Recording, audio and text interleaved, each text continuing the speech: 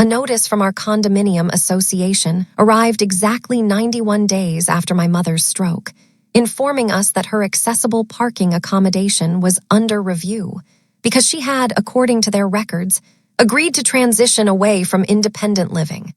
My name is Julia Bennett. I'm 40. I work as an occupational therapist, specializing in rehabilitation outside Richmond, Virginia, a career that has spent 17 years teaching me the exact difference between helping someone regain control of their own life and quietly taking that control away while calling it support. The specific line between a walker introduced to build independence and a walker introduced, because it's simply easier for everyone else if a patient stops trying. I read that letter twice at my own kitchen counter before I understood I was looking at the second version of that distinction, this time inside my own family. My mother, Alina, had her stroke on a Tuesday morning in March, found by a neighbor after she didn't answer her door for their usual coffee, a ritual the two of them had kept for over a decade.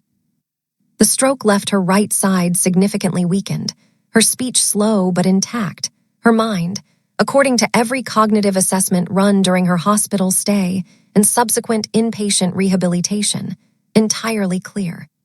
She spent 11 weeks in a rehabilitation facility relearning how to dress herself, how to write with her left hand, how to walk with a cane across a distance that used to take her 4 seconds. I remember driving to the hospital that first morning, still in my scrubs from a shift I'd been called out of mid-appointment, and finding her lying in a bed that seemed to swallow her, tubes and monitors everywhere, her right hand curled in a way that made my own professional training feel, in that specific moment, entirely useless against the sheer fear of watching my own mother go through exactly the kind of recovery I'd guided hundreds of strangers through over the years. Our family's specific geography during those 11 weeks mattered enormously to everything that eventually happened. I live 40 minutes from my mother's condominium, close enough to visit regularly, but far enough that daily presence wasn't realistic alongside my own job and my own 2 teenagers, one of whom was navigating his own junior year college applications during that exact same stretch. My Aunt Denise, my mother's younger sister by 6 years, lives 2 floors below her, in the same building, a proximity that had always felt, before all this, like a genuine blessing for our family. The 2 sisters sharing coffee most mornings, Denise the one who'd talk Mom through a crossword clue over the phone when she got stuck. Denise stepped into a considerable amount of practical support during those first weeks, and I want to be fair about that from the start. She watered my mother's plants. She collected mail. She checked in with building management about small maintenance issues. I was grateful, genuinely, for someone physically present while I coordinated the medical side of things from a distance.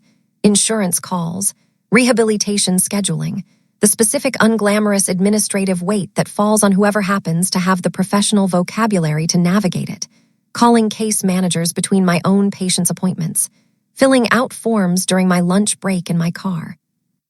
I remember specifically thanking Denise during week 3, genuinely telling her I didn't know what we'd do without her right there in the building. She'd smiled and said something like, "That's what sisters are for," a phrase I turned over later, once everything had unraveled, understanding it had carried a specific, quiet weight I hadn't caught at the time. The HOA notice referenced a care plan I had never seen and had certainly never signed. I called the association's management office that same afternoon, and the manager, a brisk, unbothered woman named Patris, explained that the request had come through roughly 6 weeks earlier, submitted by the family representative handling household matters, requesting the accessible parking space be released back to general use, redirected package delivery arrangements, and standing authorization for a relative to enter the unit for care coordination purposes. I asked Patris directly whose name was actually on that form. She read it back to me. My mother's name sat in the primary field. Beneath it, a secondary line labeled Family Representative listed Denise. I asked what date the form was submitted. Patris gave me a date roughly 3 weeks into my mother's inpatient stay, a date I recognized immediately, because it fell during the exact stretch when my mother's right hand remained too weakened to sign anything at all, when she was, according to her own rehabilitation chart, still using an adaptive stylus for basic communication exercises, a detail I confirmed later pulling her actual therapy notes, which described her on that specific date. Working on gripping a pencil for 10 minutes before needing rest. I want to describe what I felt hearing that date, standing in my own kitchen, because it wasn't immediate suspicion of Denise specifically. It was a kind of professional alarm that arrived before any personal one, the same alarm I feel at work when a chart doesn't match a patient's actual documented capacity on a given day. A specific, cold recognition that something in the paperwork simply couldn't be true. I called Denise directly that evening, keeping my voice as neutral as I could manage. I asked her whether she knew anything about a care plan submitted to the HOA under Mom's name. I forwarded some information, Denise said. The building was asking questions about the apartment being empty so much, and I just answered them so nobody would worry. I asked her, specifically, whether she'd submitted anything requesting the parking space be released or authorizing entry for care coordination. I might have checked a box or two, she said. Honestly, Julia, I was just trying to keep things simple while you were dealing with the medical side. Somebody had to be the person actually there. I didn't push further that call, understanding, the way I understand with a patient's family member who's clearly exhausted and defensive at once, that continuing to press in that specific moment would likely produce more justification than actual information.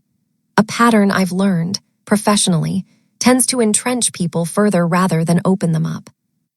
I visited my mother 2 days later at the rehabilitation facility and mentioned, carefully, that I'd received something from the HOA about her apartment. I watched her face do something I hadn't expected, a specific, visible distress crossing it before she'd even fully processed what I was describing. Am I going to lose the apartment? She asked, her words still coming slowly, each one requiring visible effort. Her left hand gripping the arm of her wheelchair. Denise said we might need to talk about somewhere else, somewhere with more help.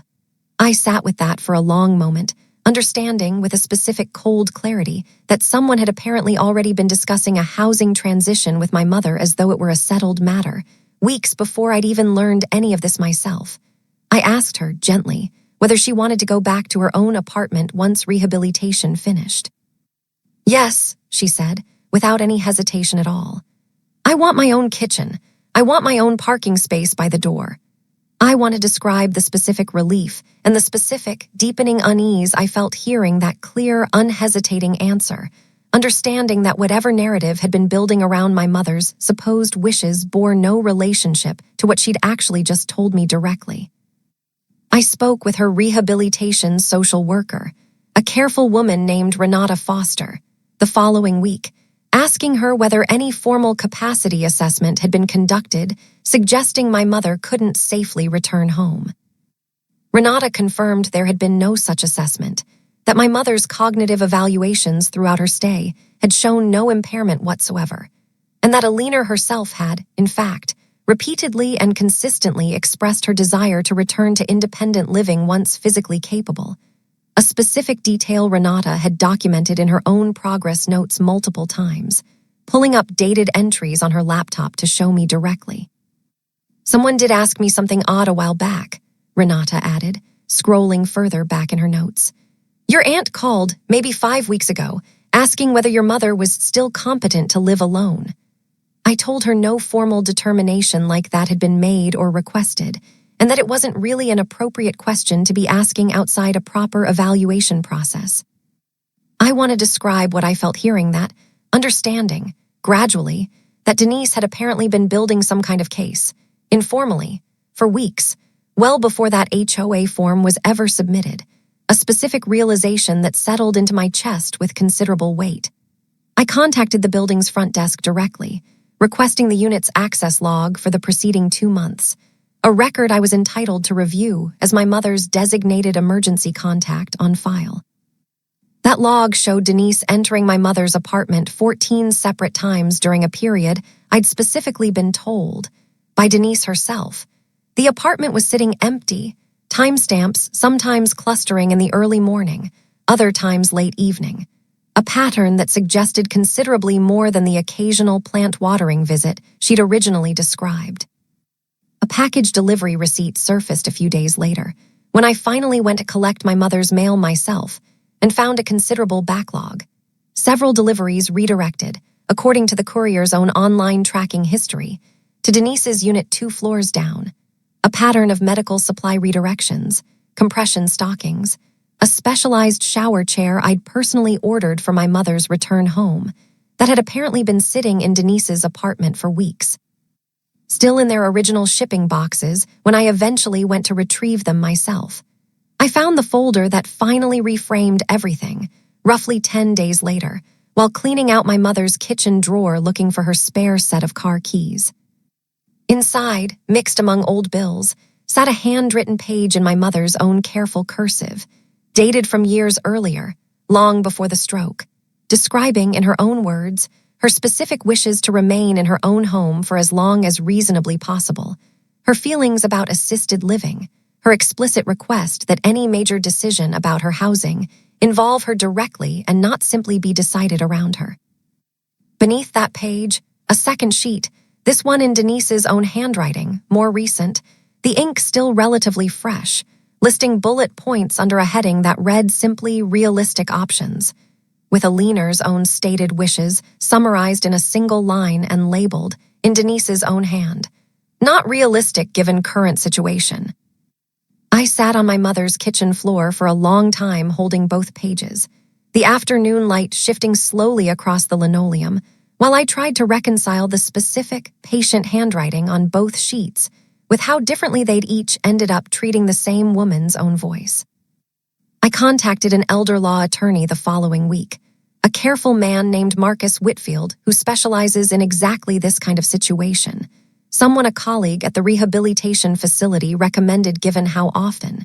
She told me, informal caregiving arrangements slide into exactly this kind of quiet overreach without anyone involved fully recognizing it happening in real time.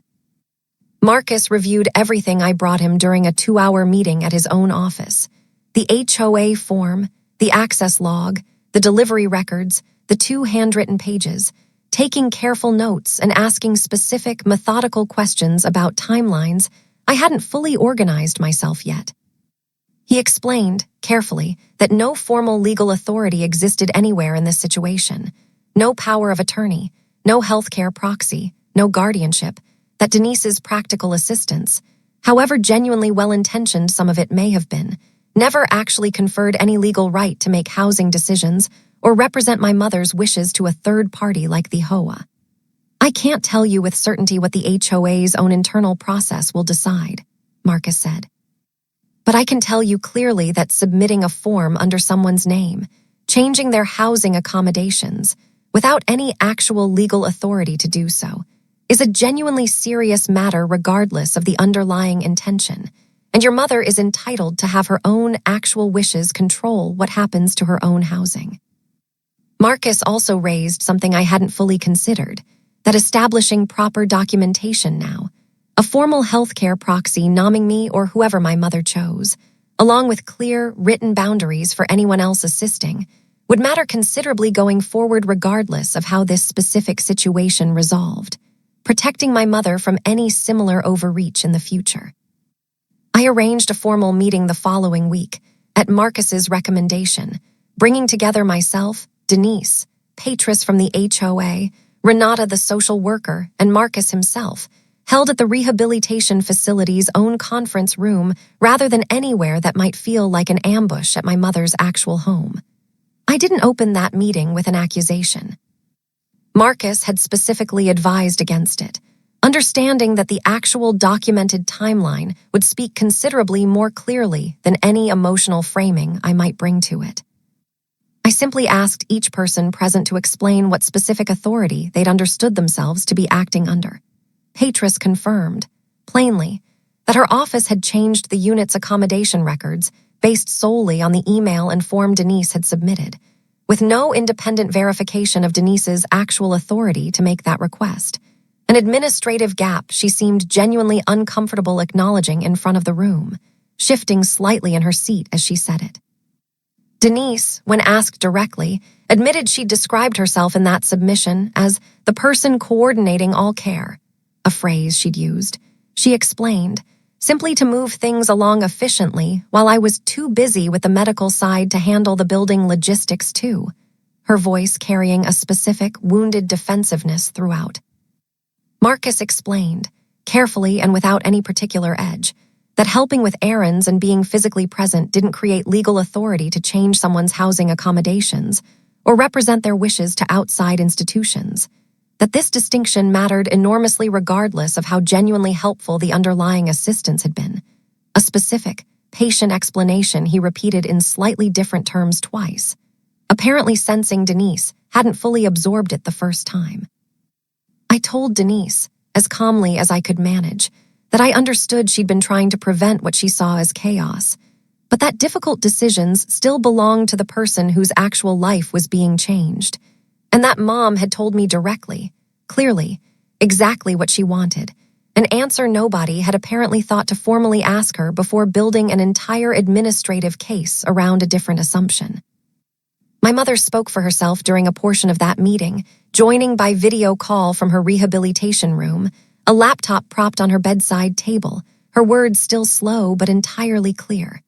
She wanted to return home. She wanted her parking space back. She would decide herself in her own time whether she eventually needed additional support, and she wanted that decision to remain hers. I watched Denise's face while our mother spoke, a specific, complicated mixture of shame and continued defensiveness that never fully resolved into either one entirely.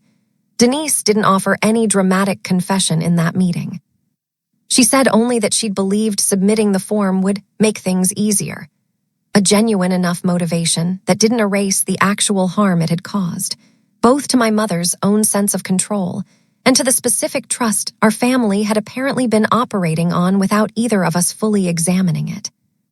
The HOA agreed, within the following week, to restore my mother's parking accommodation and formally remove the informal care plan notation from her resident file. And Patris confirmed, separately, that the association was revising its own internal process, so staff could no longer alter a resident's formal accommodations based solely on a relative's unverified email going forward.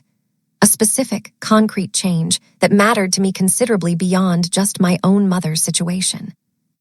My mother returned home roughly 3 weeks later, supported by a properly arranged home health aide, and a formally reviewed healthcare authorization Marcus helped us establish clearly and correctly this time.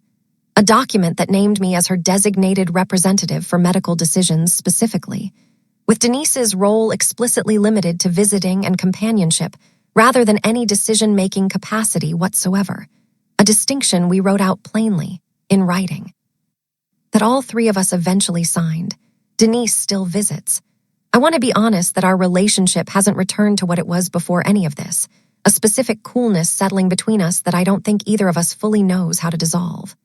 She's told me, more than once since, that she felt genuinely accused after everything she'd done to help, and I understand why she feels that way, even as I no longer confuse someone's genuine effort with any actual right to decide. I stopped assuming, somewhere during those difficult weeks, that family involvement is automatically trustworthy simply because it comes wrapped in good intentions. Every person helping my mother now has a clear, specific role, a written boundary, and a direct line of communication with her herself rather than through anyone else's interpretation of what she supposedly wants. I visited my mother's apartment last weekend, and I want to describe the specific, quiet image that closed this entire experience for me. She walked to her own kitchen counter, slower than before but entirely under her own power, and set her accessible parking permit down beside her apartment key, side by side, deliberately. "Leave them there," she told me, when I reached to tidy them into a drawer the way I might have automatically done weeks earlier. "Not because I can't manage them myself. I just want to always know exactly where my own choices are kept." My mother's own sister spent weeks quietly building an informal caregiving arrangement around her, certain that genuine daily effort and physical proximity gave her the standing to decide, on my mother's behalf, exactly what her recovery and her own home should eventually look like. What she never accounted for was a rehabilitation record documenting my mother's actual, unwavering wishes the entire time, and a daughter trained, professionally, to notice exactly when someone's chart, or their apartment's formal records, stops matching what the actual person in front of her is capable of telling everyone herself. If you've ever watched someone's genuine care quietly slide into someone else's decision to speak for a person who could still speak entirely clearly for herself, I hope you find your own version of that access log. Tell me in the comments, would you have handled that meeting the same careful, document-first way I did, or confronted Denise directly the moment you found that folder?